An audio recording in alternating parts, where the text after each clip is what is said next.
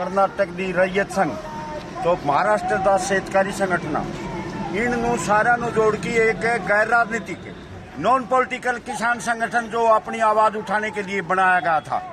उस समय किसी को ये ध्यान भी नहीं था कि किसान को कि हमारी कोई लागत है, सरकार के हमारे खिलाफ कोई साजिश है, ये ध्यान नहीं था आम किसान को। लेकिन उस अलग से सारे देश के किसान के समूह को इकट्ठा करके और नॉन पॉलिटिकल हमने ये देखा है, कोई भी राजनीतिक पार्टी आई है उसने सत्ता में किसान का शोषण किया है और जनता के वोट से जनता के लात मारी है, किसान को परेशान किया है, शोषित रखा है। उसके बाद ये अराजनीतिक संगठन जो इकट्ठा हुआ है ये असली भारत की राजनीति है। अराजनीतिक शब्द इसलिए दिया था कि राजनीतिक लोग दोषी हो गए थे और हिंदुस्तान की जो राजनीतिक प्रणाली है चुनाव की वो अव्यवस्थित है और अव्यवहारिक है। ये मशीन वाला तो अब टॉपिक है, लेकिन जो मूल जरूरतें हैं देश की वो नहीं है। प्रजातंत्र नहीं है देश में, एक ढोंगतंत्र है।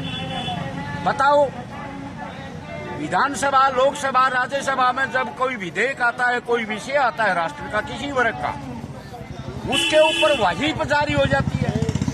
वो जनप्रतिनिधि अपने वर्ग के हिसाब से, अपने विश्लेषण से वो अपनी मन की बात नहीं कह सकता। मोदी तो अपने मन की बात कहते हैं, लेकिन जिनके वोट से लोकसभा और राज्यसभा और विधानसभाओं में प्रस्ताव पास होते हैं, विधेयक लागू होते हैं, कानून बनते हैं, वहां वो जनप्रतिनिधि के मुंह पर वही की पट्टी, वो सिर्फ उंगली खड़ी करता है, प्रस्ताव पास हो जाते हैं।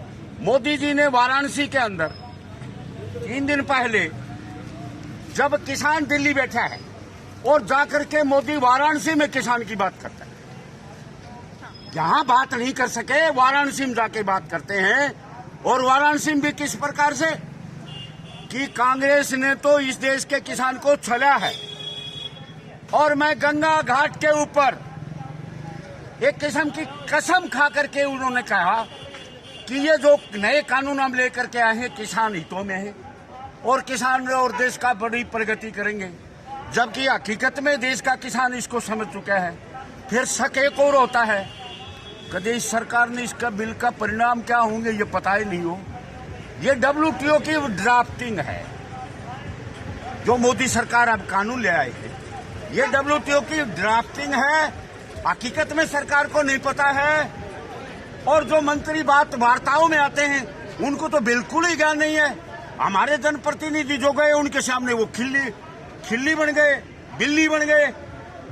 तो इसका मतलब सरकार को इन विधेयकों से क्या परिणाम आएंगे और इतना 70% आबादी इस देश की कहां जाएगी ये ख्याल नहीं है। और आज देश का किसान एक सत्ता पक्ष को ही नहीं, इस देश के हर राजनीति को चेतावनी देता है।